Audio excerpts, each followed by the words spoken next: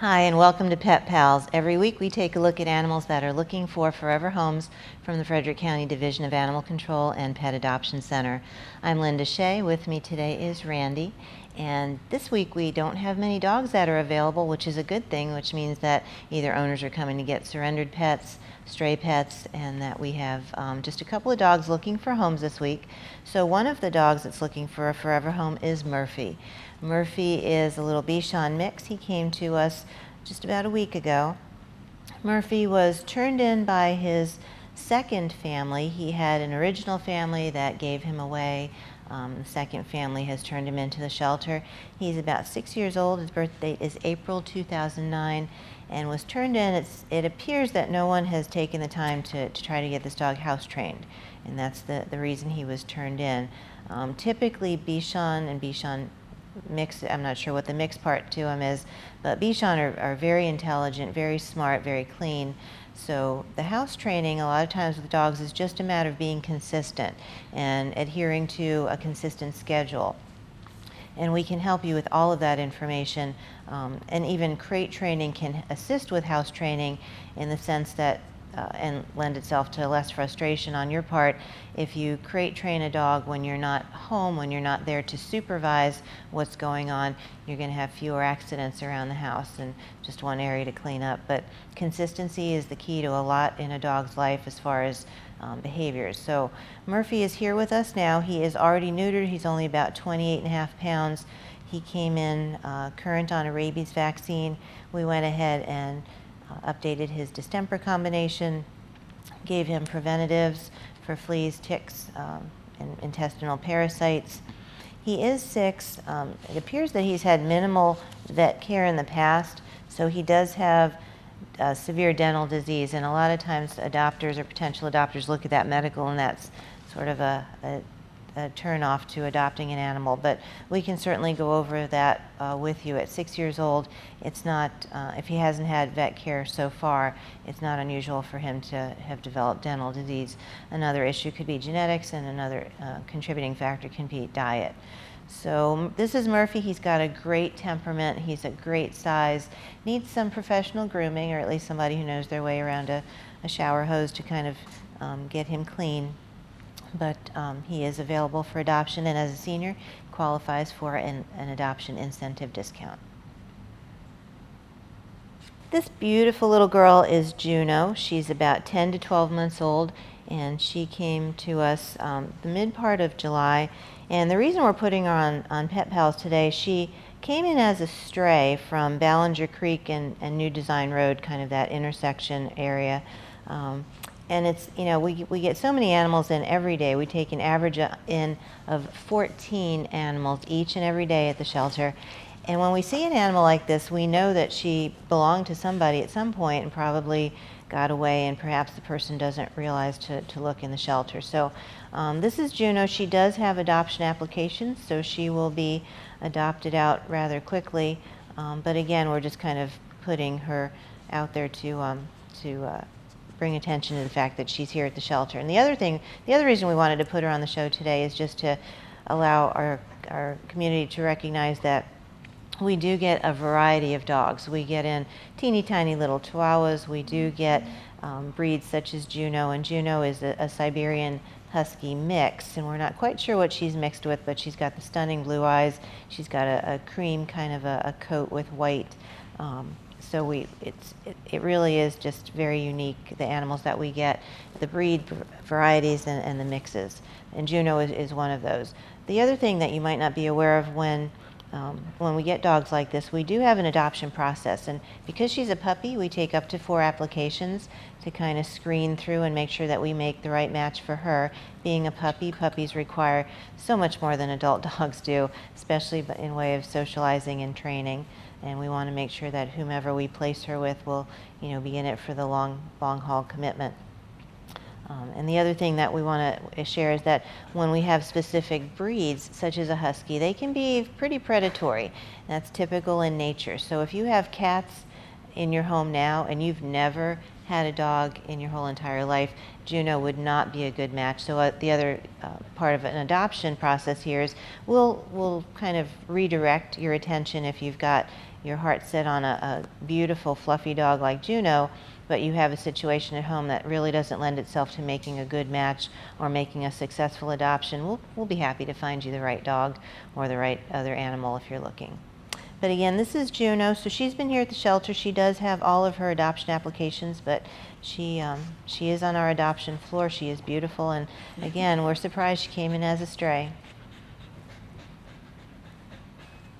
So every day at Animal Control we do sort of an inventory or a roster of the animals that we have, and one day recently we had 14 guinea pigs in the shelter. They seem to have come in all at the same time. So we do reach out to rescue organizations because we're really set up, if you've been to our shelter, we're really set up for dogs and cats, but as an open admission shelter, we take in any animal that needs us from Frederick County, including rodents, including guinea pigs, and including 14 in the last couple of weeks or so. So I have Fluffy and Randy has Peanut. These two guinea pigs, they're both boys. They're about 2 years old. They started off in a pet store, and the people purchased them from the pet store and kept them in good condition for the last couple of years. And then one of the children in the family developed allergies.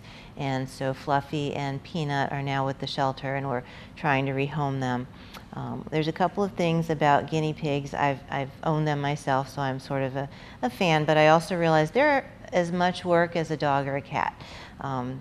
They need to be cleaned. Their cage needs to be cleaned at least daily, just to kind of do a spot cleaning at least weekly, because they are in a contained area.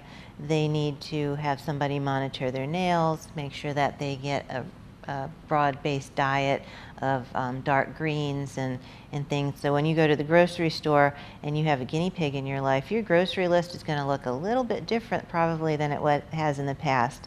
You need to get a good quality guinea pig pellet food in addition to vegetables.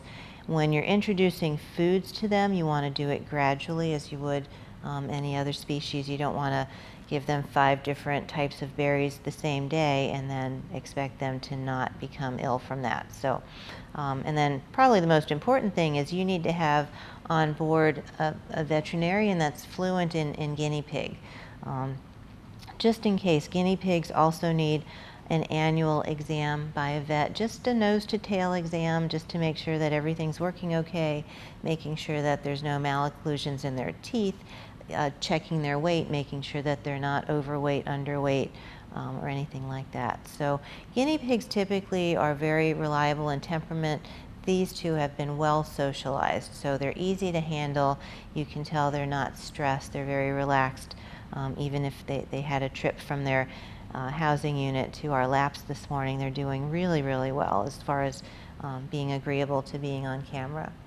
So we do have an interview process, even for rodents, yes we do, and that's an opportunity for us to sit down with potential adopters and kind of explain the care that they need, go over the history that they've had. When we get rodents in and we see that, or any animal, and we see on their profile that they were surrendered because a person in the family had allergies, you want to keep in mind that there's some prevention. If you have an animal in your home that you think you're allergic to, washing your hands goes a long distance. You want to make sure that before and after you touch one of these guys, you wash your hands. They are living in hay, and sometimes it's not the guinea pig itself you're allergic to. It might be the peripherals that are in their habitat. So, but again, this is Fluffy and Peanut. They are bonded, meaning they came in together. They must be adopted together. They've lived together their whole entire lives. It would be unfair to them to separate them, and especially they get along so well. They nurture each other. They kind of play together, and so again, we mandate that they get adopted together. So if you're interested in a guinea pig, now is a good time to check the shelter.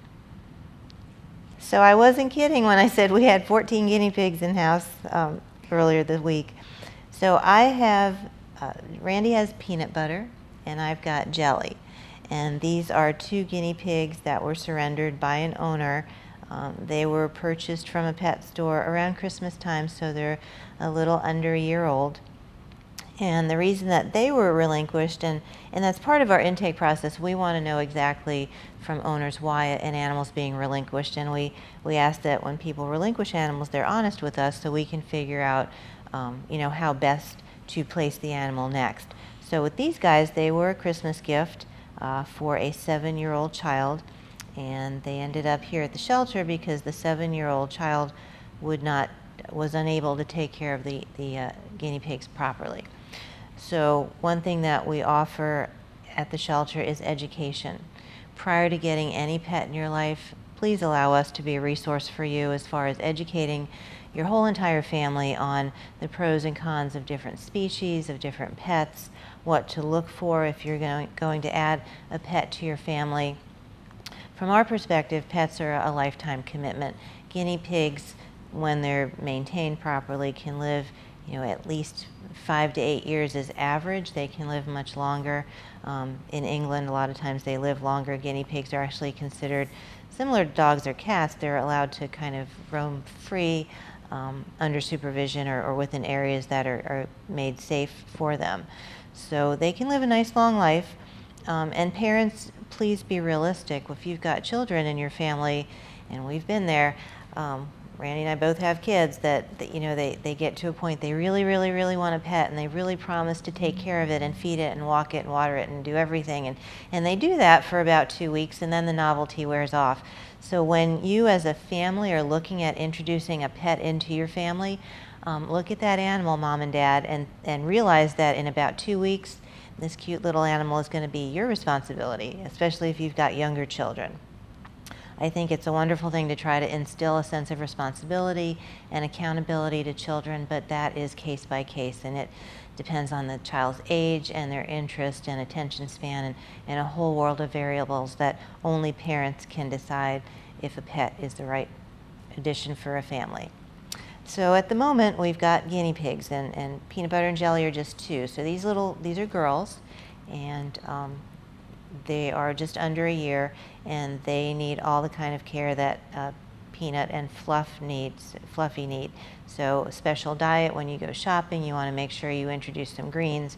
You want to make sure that you have a veterinarian in your life that is knowledgeable about guinea pigs' health and that can do just a nose to tail exam. And you want to make sure, something with guinea pigs that people don't often do, these guys were being offered food-free choice. And I'm looking at this little piggy, and she's a little more solid than she probably should be. So weighing or measuring their food is a good idea, but again, you need to involve a veterinarian to kind of figure out how much food would be appropriate and what kind of diet would be appropriate. So again, this is peanut butter and jelly, and they are looking for forever homes. And please, before you consider adoption or acquiring animals, please again just consider us a resource for educational purposes and for offering information. So we're going to go ahead and take a short break. When we get back, we're going to take a look at 5 of our kittens that are looking for homes at the shelter.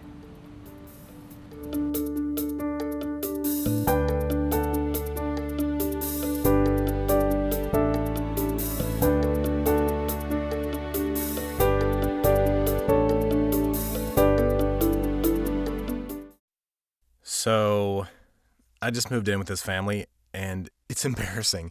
The little one, he likes to go outside and crawl around in the giant litter box. I don't know what he's doing. I mean, I was born and I knew how to use the litter box. Look at that. That's disgusting. Oh, poop already. You're making me nervous. Oh, okay, I can't look at this anymore. I really hope he grows out of this, for his sake. Did you know that all of Frederick County's mixed recyclables go to a materials recovery facility to be sorted? For this to happen, your recyclables need to be placed into a cart or bin loose, not in bags. Trash bags are not recyclable, and materials in bags are difficult to open at the sorting center and are not accepted. The only exception to this rule are recyclable plastic bags, like grocery store bags, which do need to be gathered together inside one bag so that they don't get caught in the sorting facility's machinery. Also, shredded paper should be placed inside a paper bag or cardboard box so that it can be collected and sorted properly. Thank you for helping to make recycling work better for our community. And remember, please don't bag your mixed recyclables. More information on our recycling program can be found online, in our mobile app, or by calling our office. Recycle more, waste less. The most important piece of equipment in your home is your smoke alarm, and it is probably the easiest and cheapest to maintain. Keep your family safe this year with regular smoke alarm checkups. Regularly check the batteries and perform periodic testing. For more information about smoke alarm safety and maintenance, visit the Frederick County Division of Fire and Rescue Services website at frederickcountymd.gov/smoke alarms.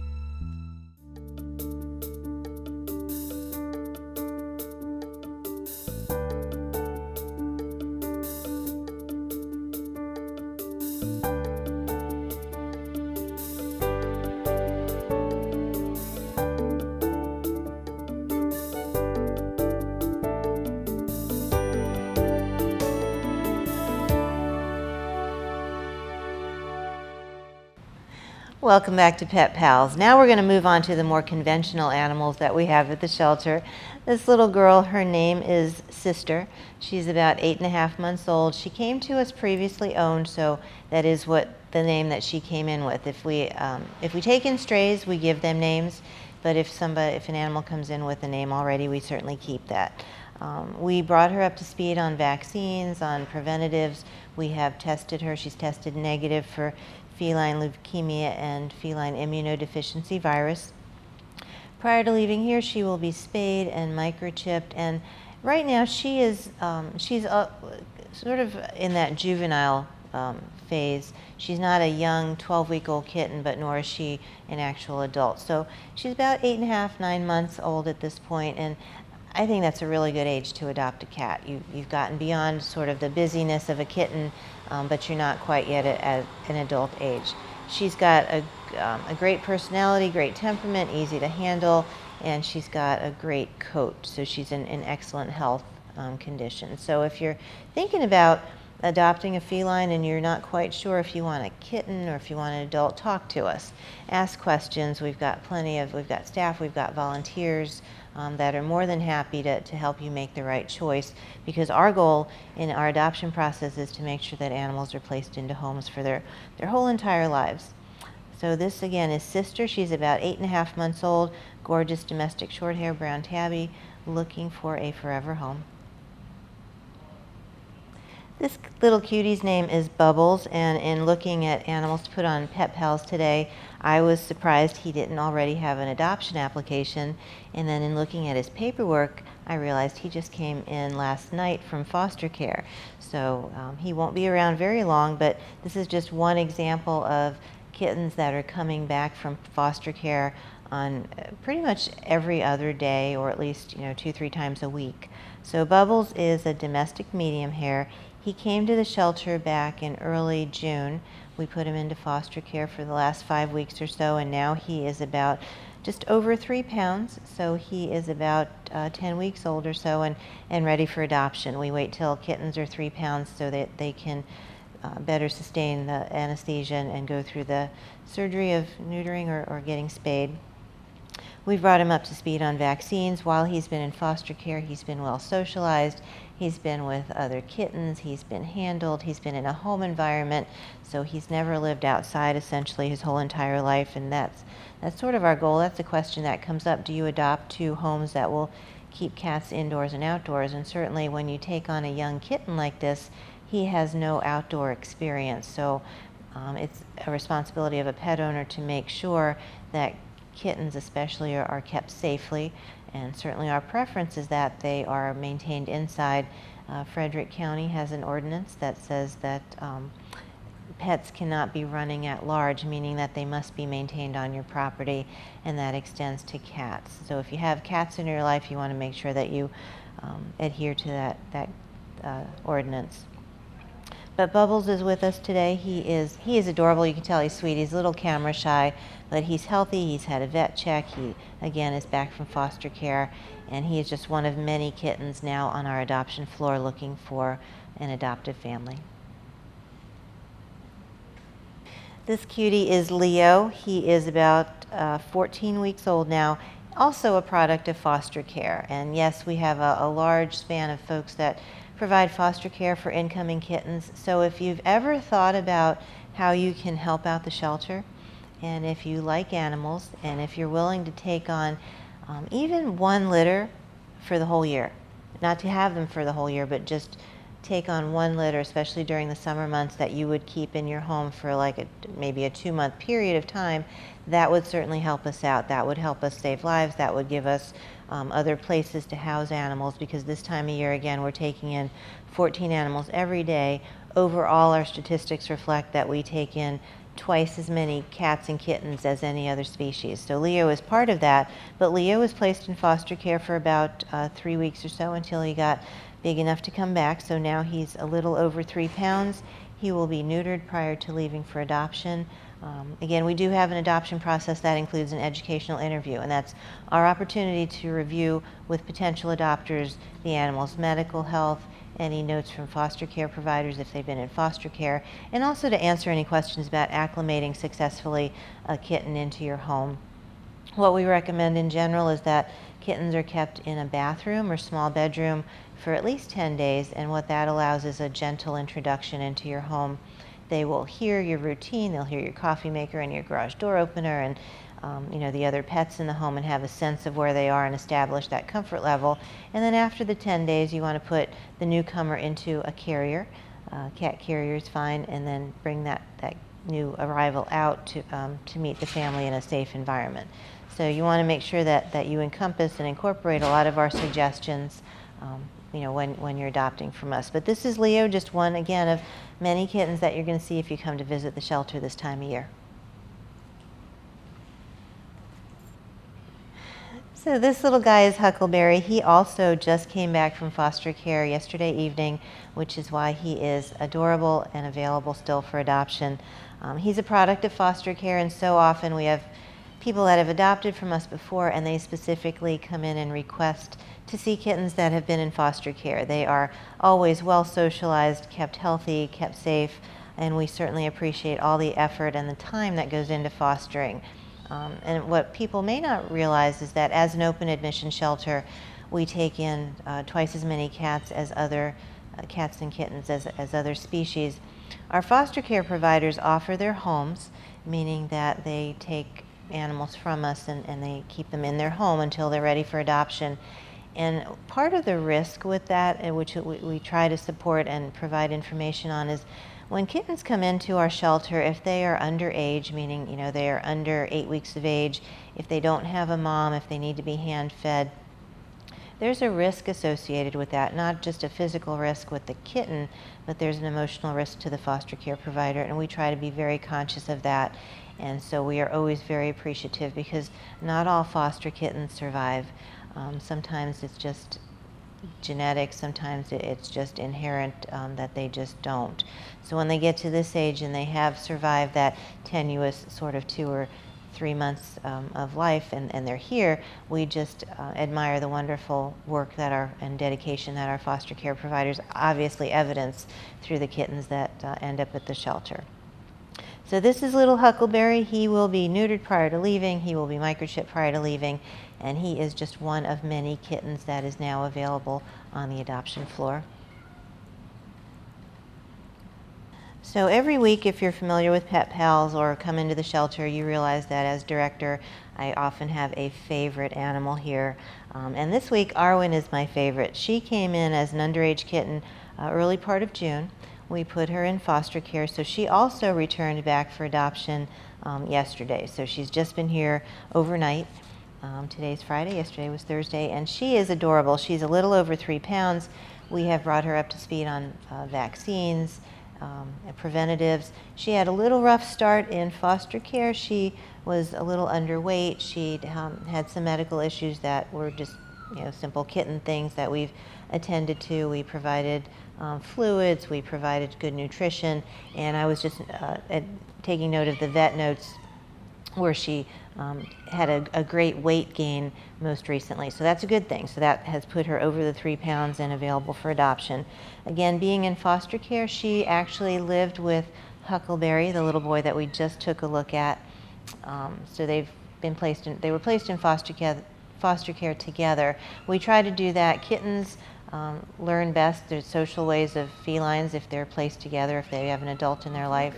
So we try to match up kittens so they at least have a buddy to play with and learn bite inhibition and other social skills that humans really can't teach little kittens. So foster care providers, again, the foster care provider that had these kittens did an amazing job as far as keeping them healthy and getting them social.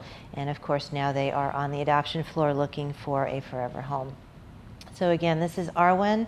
If you are looking for a young kitten, and she's got a beautiful coat texture and color, she would be a great choice. And that wraps it up for this week's Pet Pals. Thank you so much for joining us again this time of year. If you're looking for a cat or kitten, we have plenty coming through the door. If you have a pet already in your life and you have questions about its behavior or health, please call us. We love to be a resource for you and provide information. And of course, if you have pets in your life and they need to be spayed or neutered, which ultimately helps our whole community out, we have information on low cost and sometimes free spay and neutering. So please, please, please call us and utilize us as a resource. Thanks for joining us. Have a great week, and we will see you next time on Pet Pals.